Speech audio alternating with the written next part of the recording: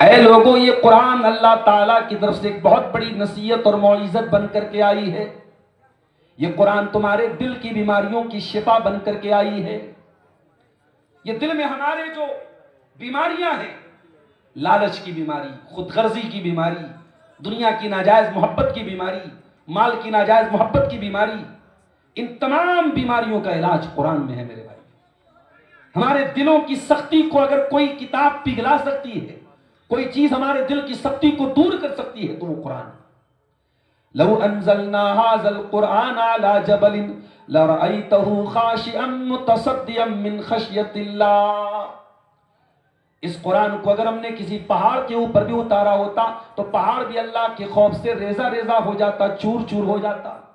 ہمارے دل کی کیا حیثیت؟ یہ تو معمولی گوشت پوست کا بنا ہوا دل ہے۔ یہ دل اگر واقعی میں قرآن سے جڑ جائے میرے بھائیوں، دل کا کٹھور پن، دل کی سختی یہ دور ہو جائے گی میرے عزیزوں۔ لیکن افسوس یہی ہے کہ آج ہم اس قرآن کو نہ تو پڑھتے ہیں نہ غور کرتے ہیں۔ اس قرآن کے پڑھنے اور غور کرنے سے ہمارے دلوں پر تالے پڑے ہوئے، یہ تالے کھل جائیں گے انشاءاللہ۔ جیسے موبائل لاک ہوتا ہے، جب تک آپ پاسورڈ نہ ڈالیں، جب تک آپ پیٹرن نہ ڈالیں، موبائل نہیں کھلتا۔ اس قرآن کو بھی اگر ہم دل سے لگا لیں، اس قرآن پر غور کرنا شروع کر دیں، ہمارے دلوں پر لگے ہوئے تالے آٹومیٹک کھل جائیں گے۔ افلا یتدبرون القرآن ام علی قلوب اقفالها۔ تم قرآن پر غور کیوں نہیں کرتے؟ کیا تمہارے دلوں پر تالے لگے ہوئے ہیں؟ قیامت کے دن اللہ کے پیارے نبی صلی اللہ علیہ وسلم اللہ کی بارگاہ میں یہی شکایت کریں گے۔ اللہ کے نبی کو شکایت اپنی امت سے ہے تو قرآن ہی کو لے کر کے ہے، اور رسول کہیں گے قیامت کے دن وقال الرسول یا رب ان قوم اتخذوا هذا القرآن مہجورا۔ قیامت کے دن اللہ کے رسول کہیں گے اے اللہ، میری قوم نے قرآن کو چھوڑ دیا تھا۔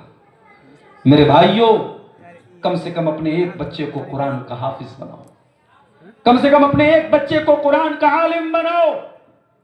یہ باپ کے لیے اس سے بڑھ کے سعادت کی بات کیا ہوگی کہ مسجد میں بڑے بڑے سیٹ موجود ہوں، بڑے بڑے تمنگر اور غنی موجود ہوں، بڑے بڑے پیسے والے موجود ہوں، لیکن اگر آپ کا بیٹا قرآن کا حافظ اور قرآن کا عالم ہے تو نبی نے فرمایا یؤم القوم اقرؤہم لکتاب اللہ۔ کروڑ پتی نماز کے لیے آگے نہیں بڑھے گا، گاؤں کا پردھان نماز کے لیے آگے نہیں بڑھے گا، گاؤں کا مکھیا نماز کے لیے آگے نہیں بڑھے گا، سیٹھ جی نماز کے لیے آگے نہیں بڑھیں گے۔ مصلی امامت پر کھڑا ہوگا تو وہ کھڑا ہوگا جس کے دل میں سب سے زیادہ قرآن ہے۔ اس قرآن کی عظمت کو پہچانو میرے ساتھیوں، اور یہ بات یاد رکھو، میں آپ کو دنیاوی علوم سے منع نہیں کرتا۔ آج شیخ آبادی برادری میں تعلیم کو لے کر کے جاگرکتا پیدا ہوئی ہے۔ آج کٹیہار کے میڈیکل کالج میں بڑی تعداد میں آپ کو آپ کی قوم کے بچے بھی میڈیکل کی تعلیم حاصل کرتے ہوئے ملیں گے۔ آج کوٹا میں نیٹ کی تیاری کرنے والے بہت سارے کٹیہار اور سیمانچل کے بچے بھی ملیں گے۔ تعلیم کے لیے آپ کی یہ فکر قابل مبارکباد ہے، مگر ایک بات یاد رکھیے میرے ساتھیوں، دنیا کی یہ تمام تعلیمیں، دنیا کی یہ تمام علوم، دنیا کی یہ تمام تعلیمات دنیا میں تو آپ کو کام آئیں گی، دنیا میں آپ کو ترقی دیں گی، لیکن مرنے کے بعد قبر میں اگر کوئی علم آپ کے کام آئے گا تو یہی قرآن کا علم کام آئے گا۔ اللہ کے نبی فرماتے ہیں مرنے کے بعد بندہ جب قبر میں جاتا ہے، فرشتے اس سے 3 سوال کرتے ہیں، من ربو کا، من نبیوں کا، ما دینوں کا، تیرا رب کون، تیرے نبی کون، تیرا دین کیا۔ اور بندہ اگر مومن ہے اور ان 3 سوالوں کا صحیح جواب دیتا ہے، فرشتے پوچھتے ہیں وما یدریکا، تجھے ان 3 سوالوں کا جواب کیسے پتا چلا؟ تو بندہ کہتا ہے قرأت کتاب اللہ فآمنت بہ وصدقت بہ، میں نے قرآن کو پڑھا تھا، میں نے اللہ کی کتاب کو پڑھا تھا اور اس قرآن کے اوپر میں ایمان لایا، اس قرآن کی میں نے تصدیق کی۔ اور یہ بھی نوٹ کر لیجیے، آج کا دور اس اعتراض سے بھی بڑا فتنوں کا دور ہے کہ اسلام پر نئے نئے اعتراضات ہو رہے ہیں۔ بہت سارے ملحدین، بہت سارے ایتھیسٹ، بہت سارے اسلام کے اندر کمیاں نکالنے والے مارکیٹ میں گھوم رہے ہیں، سوشل میڈیا پہ گھوم رہے ہیں، اسلام پر اعتراض کر رہے ہیں، اللہ کے نبی پر اعتراض کر رہے ہیں۔ ان لوگوں کو منہ توڑ جواب دینے کے لیے بھی ہمیں قرآن کے علم کی ضرورت ہے۔ آج ہمارے درمیان ایسے لوگ بھی ہونے چاہیے جن کے پاس قرآن و حدیث کا ایسا گہرا علم ہو کہ جو ملحدین سے بھی مقابلہ کر سکیں، جو اسلام پر کیچڑ اچھالنے والوں سے بھی مقابلہ کر سکیں. اور اس کے لیے سب سے بڑی طاقت قرآن ہے. قرآن کہتا ہے وَجَاهِدْهُمْ بِهِ جِهَادًا كَبِيرًا. قرآن کے ذریعے جہاد کرو. دشمنوں سے ان کے اعتراضات کا مقابلہ کرنا ہے, دشمنوں کے الزامات کا جواب دینا ہے, تو یہ قرآن یہ بالکل تسلی بخش جواب دیتا ہے. اگر قرآن پر گہری نظر ہے اور قرآن کو آپ نے اچھے سے پڑھا ہے تو انشاءاللہ آپ ہر اعتراض کا جواب دے سکتے ہیں میرے ساتھی. اور اخیر میں ایک بات کہوں گا میرے بھائی, یہ حفظ قرآن کا ادارہ شروع ہو رہا ہے. بچے یہاں رہ کر کے انشاءاللہ پڑھیں گے.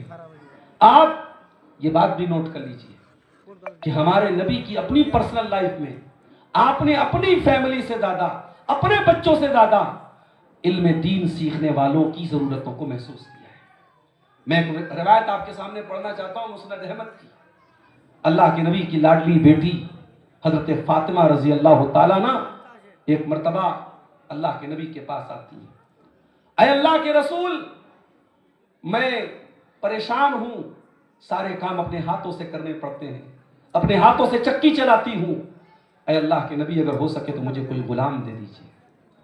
نبی اکرم نے کیا جواب دیا؟ کہا اے فاطمہ, جب تک میری مسجد میں دین کا علم حاصل کرنے والے اصحاب صفہ کے کھانے پینے کا انتظام نہیں ہو جاتا, یا آج کی زبان میں اور آج کے الفاظ میں یہ کہہ سکتا ہوں, جب تک میرے مدرسے کے ہاسٹل کے طلباء کا انتظام نہیں ہو جاتا, جب تک ان کی خورد و نوش کا انتظام نہیں ہو جاتا, ان کے کھانے پینے کا انتظام نہیں ہو جاتا, اے فاطمہ تیرا باپ تجھے غلام نہیں دے سکتا ہے, تجھے ایک لونڈی نہیں دے سکتا ہے, تجھے آسانی نہیں دے سکتا ہے.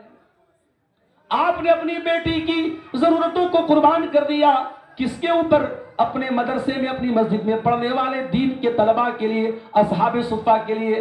آپ نے اپنی بیٹی کو تسبیح سکھائی. اے میری بیٹی, جب تو رات میں بستر پہ سونے جایا کر, تو 33 مرتبہ سبحان اللہ پڑھ لے, تو 33 مرتبہ الحمدللہ پڑھ لے, تو 34 مرتبہ اللہ اکبر پڑھ لے. فَذَلِكُمَا خَيْرٌ لَكُمَا مِنْ خَادِمٍ. یہ تسبیح پڑھ لے, تجھے کسی خادم, کسی غلام کی ضرورت نہیں پڑے گی. یہ تربیت کی تھی اللہ کے نبی صلی اللہ علیہ وسلم نے اپنی بیٹی کی. میرے ساتھیوں, آج مدرسے کھل رہے ہیں, لیکن ہمیں افسوس کے ساتھ کہنا پڑتا ہے کہ آج ہماری توجہ جو ہونی چاہیے وہ نہیں ہو رہی.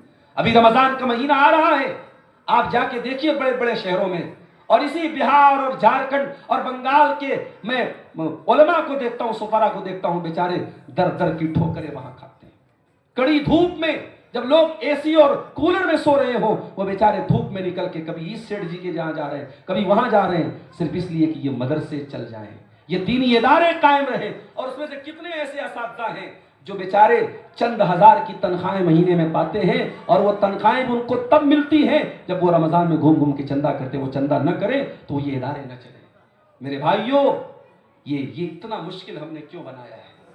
یہ زکوٰۃ اگر آپ اپنے مال کی دے رہے ہیں تو کوئی احسان تو نہیں کر رہے ہیں, یہ زکوٰۃ آپ کے مال پر فرض ہے. آپ نے ایسا سسٹم کیوں بنایا ہے کہ لوگ اس طریقے سے پریشان ہو کے لائن لگا کر کے آپ کے دروازے پہ زکوٰۃ لیں اور تب جا کر کے یہ ادارے چلے؟ ہمیں اس سسٹم کو بھی چینج کرنے کی ضرورت ہے. ہمیں ان اداروں کا ہر ممکن تعاون کرنے کی ضرورت ہے, اور اپنے بچوں کو علم دین کی طرف لے کے جانے کی ضرورت ہے. اور میں یہ بھی کہنا چاہوں گا کہ آج جب حافظ قرآن کی بات آتی ہے تو ہمارے ذہن میں کیا آتا ہے کہ سب حافظ بنے گا تو عالم بنے گا. ٹھیک ہے, حافظ بنے اور اس کے بعد عالم بنے, سونے پہ سہاگا ہے. لیکن میں نے بہت سارے بچوں کو جانتا ہوں جو حافظ بننے کے بعد دنیاوی علوم کی طرف گئے اور ایک اچھے ڈاکٹر بنے, ایک اچھے انجینئر بنے. انہوں نے IAS کی تیاری کی, انہوں نے IPS کی تیاری کی, اور اپنے ماں باپ کو اور اپنی قوم کا نام روشن کیا. جب آپ کا بچہ قرآن کا حفظ کرے گا, اللہ اس کے دماغ کو کھول دے گا, اس کی روح پر اس کا اثر پڑے گا, اس کی پوری زندگی پر اس کا اثر پڑے گا. اور انشاءاللہ اگر وہ اپنی پڑھائی میں مخلص ہے, وہ جس لائن اور جس میدان میں جائے گا, آپ کا بچہ ترقی کرے گا. اس لیے ہمارے اسلاف کا طریقہ یہ تھا کہ وہ بچوں کی تعلیم کی شروعات حفظ قرآن سے کرتے تھے. پہلے اپنے بچے کو حافظ بناتے تھے, اس کے بعد ہی آگے کی پڑھائی پڑھاتے تھے. اس لیے ضرور آپ اس طرف بھی توجہ دیں اور اپنے بچوں کو عالم دین بنائیں, حافظ قرآن بنائیں, قرآن سے اپنا ناطہ جوڑیں. اور قرآن سے ناطہ جوڑنے کا ایک بہترین موقع آج سے 5 دن کے بعد ہمیں ملنے والا ہے. رمضان کا مبارک مہینہ شروع ہو رہا ہے. کوشش کیجئے کہ رمضان میں آپ 3 طریقے سے قرآن کی تلاوت کیجئے. ایک حرفی تلاوت ہو, صرف قرآن کو پڑھیے آپ, اس پر بھی ثواب ملے گا. ایک آپ قرآن کی تدبری تلاوت ہو کہ آپ قرآن کو پڑھیں اور غور کریں, اس کی تفسیر بھی پڑھیں. اور تیسری قرآن کی تلاوت جو ہو وہ عملی تلاوت ہو، کہ آپ جب قرآن پڑھیں تو جن آیتوں کو آپ پڑھیں ان پر عمل کرنے کی کوشش کریں۔ اس طریقے سے 3 طریقے سے آپ قرآن کی تلاوت کیجئے اور کوشش کیجئے۔ علماء نے لکھا ہے کہ عام دنوں میں 3 دن سے کم ٹائم میں قرآن ختم کرنے سے منع کیا گیا ہے، مگر جو فضیلت والے ایام ہیں، جو فضیلت والی راتیں ہیں، اس میں یہ ریسٹرکشن ختم ہو جاتی ہے۔ اگر رمضان میں ایک رات میں بھی آپ پورا قرآن پڑھ لیں تو کوئی مناہی نہیں ہے، کوئی ممانعت نہیں ہے۔ سلف سے یہ بات ملتی ہے، اسلاف سے یہ بات ملتی ہے۔ ہاں شرط یہ ہے کہ قرآن کی حق تلفی نہ ہو، ایسے انداز میں نہ پڑھا جائے کہ قرآن کو غلط سلط طریقے سے پڑھا جائے۔ اگر آپ سکون اور اطمینان سے پڑھتے ہیں تو ایک دن میں آپ جتنا بھی قرآن پڑھ سکتے ہیں پڑھیں۔ اپنی ماں بہنوں سے بھی گزارش کروں گا کہ آپ بھی اپنی زندگی کے شیڈیول میں قرآن کی تلاوت کو شامل کریں۔ وہ زمانہ اب نظر نہیں آتا جب مائیں مصلی پر بیٹھ کے فجر کے بعد قرآن پڑھتی تھیں۔ اب موبائل اور انسٹاگرام اور سوشل میڈیا نے گھروں کا ماحول ایسا بدل دیا کہ کیا چھوٹے کیا بڑے، کیا مرد کیا عورت، سب کے ہاتھ میں موبائل ہے اور سب کے گھروں سے میوزک کی آوازیں آ رہی ہیں، گانے بجانے کی آوازیں آ رہی ہیں۔ یاد رکھو میرے پیارے ساتھیوں، اگر آپ کے گھر میں اللہ کا ذکر ہو رہا ہے، اگر آپ کے گھر میں قرآن کی تلاوت ہو رہی ہے تو آپ کا گھر چاہے گھاس پھوس کا چھوٹا سا بنا ہوا جھوپڑی ہو، چھوٹی سی بنی ہوئی جھوپڑی ہو، چھوٹا سا معمولی کچا گھر ہو، لیکن اگر آپ کے گھر میں قرآن پڑھا جا رہا ہے، اللہ کا ذکر ہو رہا ہے تو وہ گھر زندہ ہے۔ اور آپ ماربل بچھا دیں، آپ ٹائلز لگا لیں، آپ اعلیٰ سے اعلیٰ مکان بنا لیں، اگر آپ کے گھر میں قرآن کی تلاوت کرنے والا کوئی نہیں ہے، نماز پڑھنے والا کوئی نہیں ہے، اللہ کا ذکر کرنے والا کوئی نہیں ہے، اللہ کے پیارے نبی فرماتے ہیں مثل البیت الذی یذکر اللہ فیہ والبیت الذی لا یذکر اللہ فیہ مثل الحی والمیت۔ جس گھر میں اللہ کا نام لیا جائے وہ گھر زندہ ہے، اور جس گھر میں اللہ کا نام نہ لیا جائے وہ گھر مردہ ہے۔ دعا ہے رب العالمین سے الہ العالمین ہم سب کو قرآن کریم کی عظمت کو سمجھنے کی توفیق عطا فرمائے، اور آج کا جو ہمارے عزیز دوست مولانا اقبال صاحب کا جو یہ انہوں نے ادارہ شروع کیا ہے، اللہ تعالیٰ اس ادارے میں پڑھنے پڑھانے والے تمام لوگوں کو اخلاص کے ساتھ قرآن کریم کی تعلیم کو عام کرنے کی توفیق عطا فرمائے۔ اور ہمارے پیچھے ہماری جماعت کے کافی علماء موجود ہیں، اس میں ایک ہمارے بہت محترم شیخ ثناء اللہ مدنی حفظہ اللہ بھی تشریف لائے ہوئے ہیں۔ میں ایک بات یہاں پہ کہنا چاہتا ہوں، شیخ نے لاک ڈاؤن کے بعد سے قرآن پر بہت کام کیا ہے۔ قرآن کا آسان قرآن کے نام سے شیخ نے ترجمہ کیا، اور اب الحمدللہ کئی زبانوں میں، ہندوستان کی کئی زبانوں میں اس کا ٹرانسلیشن ہو رہا ہے، غالباً بنگلہ میں بھی ہو چکا ہے، اب رومن میں بھی کام چل رہا ہے۔